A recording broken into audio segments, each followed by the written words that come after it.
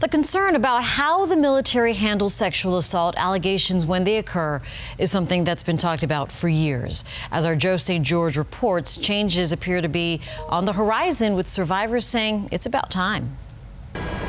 It is a number about the military no one likes to hear. In 2020, reports of sexual assault among the armed forces were up 1% from 2019. While exact numbers are not yet public, we know 2 years ago there were 7,800 reported assaults. In 2018, 6,000 reports, an upward trend that's heading in the wrong direction.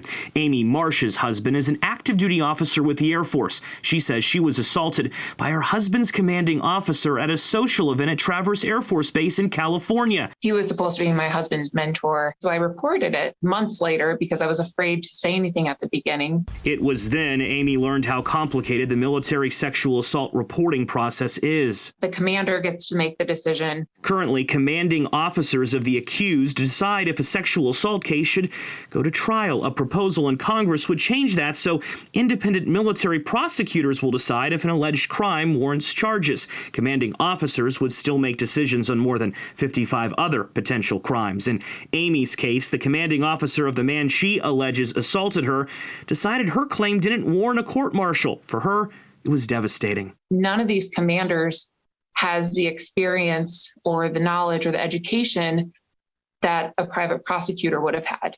Changes in military procedures have been talked about for years, but not much has changed. However, in the last few days, a major and rare bipartisan breakthrough has occurred on Capitol Hill. The Military Justice Improvement and Increasing Prevention Act now has 61 senators supporting it, enough to clear previous filibuster opposition. Republican Senator Joni Ernst of Iowa, Democratic Senator Kirsten Gillibrand of New York, and Secretary of Defense Lloyd Austin. A major reason the bill appears to have the votes to become law, even if it still doesn't have universal support. Tom Spohr, a former lieutenant colonel writing for the conservative think tank the Heritage Foundation, Congress should avoid changes that would erode the military justice system. The retired lieutenant colonel arguing commanding officers should always be in charge of discipline. Articles like that, though, don't bother Amy. She believes her side is going to win this fight. What does this piece of legislation mean to you? It provides me hope.